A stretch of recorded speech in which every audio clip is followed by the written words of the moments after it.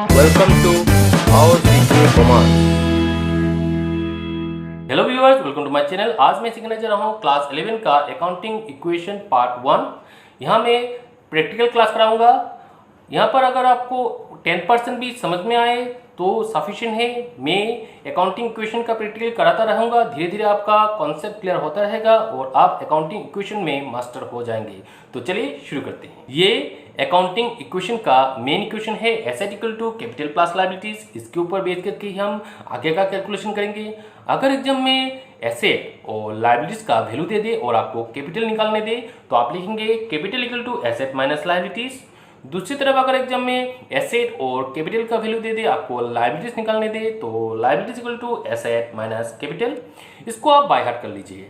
ये balance sheet का format है। बैलेंस शीट के लेफ्ट हैंड साइड में लायबिलिटीज और राइट हैंड साइड में एसेट होता है। लायबिलिटीज मतलब ओनर्स इक्विटी, ओनर्स खुद का कैपिटल और आउटसाइडर कैपिटल दोनों मिलके लायबिलिटीज होता है।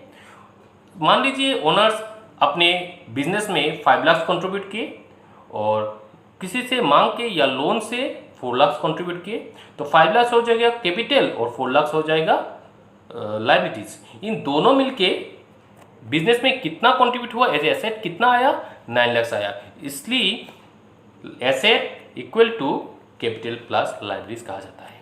चलिए प्रैक्टिकल शुरू करते हैं। प्रैक्टिकल का शुरू करने से पहले मेरा एडवाइस है कि आप प्लेलिस्ट में जाके एसेट कैपिटल लायबिलिटीज का मीनिंग जान लीजिए और रूल ऑफ डेबिट क्रेडिट जान लीजिए। इससे आपको फायदा मिलेगा। तो चलिए प्रैक्टिकल का शुरू करते हैं। Start business with capital 1 lakh. कोई एक जन बिजनेस में 1 लाख दे के बिजनेस स्टार्ट किया। इसका मतलब बिजनेस में कैश कितना आया, कैश आया 1 लाख। और ओनर्स अगर कोई कंट्रीब्यूट करता है तो उसे कैपिटल कहते हैं, तो कैपिटल आया 1 लाख। कैपिटल क्या होगा, लायबिलिटी साइड में कैपिटल आ जाएगा 1 लाख और एसेट साइड में कैश एक एसेट आइटम है आ जाएगा 1 लाख। इसलिए देखिए डेबिट साइड और मतलब डेबिट साइड नहीं, लायबिलिटी साइड और एसेट साइड इक्वल है। यही अकाउंटिंग इक्वेशन का मेन फंडा है। नेक्स्ट क्वेश्चन, ये पहले के क्वेश्चन से कंटिन्यू है। Purchase goods from Ravi on credit 5000। Ravi से क्रेडिट में 5000 का गुड्स लाया तो बिजनेस में एज ए स्टॉक आया। स्टॉक एक एसेट आइटम है 5000 और क्रेडिटर इंक्रीज हो जाएगा क्योंकि रवि बिजनेस का क्रेडिटर है 5000। क्रेडिटर लायबिलिटीज के अंडर में आएगा। यहाँ पर भी देखिए, यहाँ पर टोटल 1 लाख 5000, यहाँ पर भी टोटल 1 लाख 5000। लायबिलिटी और एसेट इक्वल, ये आप याद रखिए। Machinery purchase ₹20,000। मशीनरी 20,000 से परचेज किया। इससे क्या होगा, कैश में परचेज किया तो कैश डिक्रीज हो जाएगा 20,000 और मशीनरी आ जाएगा 20,000। कैश भी एसेट आइटम है, मशीनरी भी एसेट आइटम है। यहाँ पर देखिए कैश 1 लाख था, 1 लाख से 20,000 घट गया, 80,000 कैश हो गया और एक नया आइटम एसेट में आ गया फर्नीचर, वो भी 20,000। तो यहाँ पर टोटल प्लस करने से 1,05,000, यहाँ पर भी टोटल प्लस करने से 1,05,000। इसका मतलब लायबिलिटीज और एसेट इक्वल। ये अकाउंटिंग इक्वेशन सेटिस्फाई किया। Next, paid cash to creditor Ravi 2000। Ravi को कैश 2000 दे के क्रेडिटर डिक्रीज किया तो क्रेडिटर कितना होगा, 5000 था, उनमें से रवि का 2000 पेमेंट कर दिया तो क्रेडिटर आ गया 3000। इस तरफ कैश है 80,000, कैश में से 2000 माइनस कर दिया तो अभी कैश है 78,000। यहाँ पर भी आप प्लस करके देखिए 1,03,000 और यहाँ पर भी प्लस करके देखिए 1,03,000। ये भी अकाउंटिंग इक्वेशन को सेटिस्फाई किया। Next, withdraw 8,000 for personal use. Proprietor अगर खुद के लिए विड्रॉ करता है तो कैपिटल डिक्रीज हो जाता है और उसे ड्रॉइंग्स कहते हैं। यहाँ पर देखिए कैपिटल 1 लाख से 8,000 माइनस कर दिया तो 92,000 कैपिटल हो गया। और ये क्या विड्रॉ किया, कैश विड्रॉ किया तो कैश पहले था 78,000, 78,000 से 8,000 माइनस कर दिया तो आ गया 70,000। यहाँ पर प्लस कीजिए 92 प्लस 3,000 95,000। यहाँ पर 70 20 95,000। ये भी अकाउंटिंग इक्वेशन को सेटिस्फाई किया है। Next, one of the total creditor gives A 3 month bill ₹1,000। Bill क्या है मैं बिल ऑफ एक्सचेंज चैप्टर में समझाऊंगा।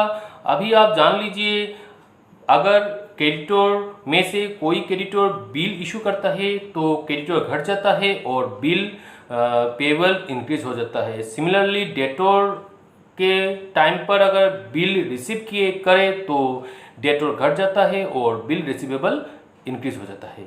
यहाँ देखिए क्रेडिटर घट गया, क्रेडिटर पहले था 3000, अभी 1000 का बिल रेज किया तो अभी क्रेडिटर होगा 2000 और बिल्स पेबल क्या हुआ 1000 का आ गया। यहाँ पर टोटल देखिए 92 2000 और 1000 95000, यहाँ पर भी 70 25 95000, बोथ साइड टोटल इक्वल हो गया। एक चीज़ याद रखिए, अगर आपका बोथ साइड टोटल ना हो तो आपका कोई गलती हुआ है, आप अकाउंटिंग इक्वेशन देख के इसे सुधार लीजिए। Next, interest on capital allowed by business ₹1000। Business में कैपिटल कंट्रीब्यूट होने के कारण बिजनेस को 1000 का इंटरेस्ट मिला, तो बिजनेस को इंटरेस्ट मिला इसलिए कैपिटल प्लस हो जाएगा 1000। अब बिजनेस कहाँ से पैसा दे, बिजनेस कैपिटल से ही पैसा देना पड़ेगा। तो टोटल कैपिटल था 92,000, उनमें से 1000 माइनस हो जाएगा। तो देखिए एक बार 1000 प्लस हुआ, एक बार 1000 माइनस हुआ, इसका मतलब कोई इफेक्ट नहीं हुआ, कैपिटल जितना था उतना ही है 92,000। और इसमें टोटल देखिए 95,000, यहाँ पर भी टोटल 95,000, ये भी अकाउंटिंग इक्वेशन को सेटिस्फाई किया। Next, one of the partner retired and his capital is transfer to his loan account 12,000। Capital अगर लोन में ट्रांसफर होता है तो कैपिटल अकाउंट डिक्रीज हो जाता है और लोन अकाउंट इंक्रीज हो जाता है। कैपिटल ओनर्स कैपिटल को बोलते हैं और लोन आउटसाइडर लायबिलिटीज को बोलते हैं। यहाँ पर देखिए कैपिटल 92,000 था, 12,000 माइनस हो गया, अभी कैपिटल 80,000 है। माइनस किस लिए हुआ, क्योंकि capital transfer to loan account और पार्टनर्स का जो लोन अकाउंट है उसमें इंक्रीज हो जाएगा 12,000 और पार्टनर्स लोन है एक लायबिलिटी। तो यहाँ पर टोटल देखिए 95,000, यहाँ पर भी टोटल है 95,000, ये भी अकाउंटिंग इक्वेशन को सेटिस्फाई किया। Next, proprietor paid to creditor personally, यहाँ पर कितना दिया कुछ नहीं मेंशन, मतलब जितना क्रेडिटर था उतना क्रेडिटर का बैलेंस प्रोप्राइटर खुद से दे दिया।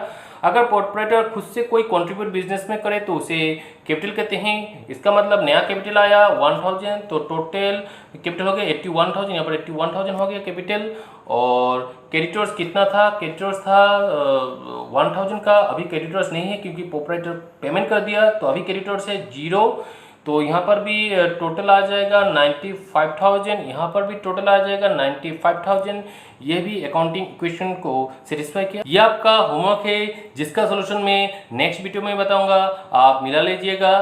तो क्वेश्चन है, Amit start business with cash 10,000, furniture 5,000, he sell goods to Ramen credit 2,000, cash purchase क्या किया 1,000 का, विड्रॉ किया 2,000 का 200 रुपये का गुड्स और 500 का कैश विड्रॉ किया। इसको आप अकाउंटिंग इक्वेशन फॉर्मेट में जैसे मैंने बताया वैसे सॉल्व करके रखिएगा, नेक्स्ट वीडियो में उसका सोल्यूशन आपको मिल जाएगा। कोशिश था कि आपको अच्छी तरह से पढ़ा सकूं, अगर फिर भी आपको कोई डाउट है तो नीचे कमेंट कीजिए, साथ ही इसे लाइक कीजिए ताकि मुझे मोटिवेशन मिल सके, इसे शेयर कीजिए ताकि दूसरों तक पहुंच सके और इसे सब्सक्राइब करके बेल आइकन को प्रेस कीजिए ताकि आप अपडेट रह सके। Thanks for watching.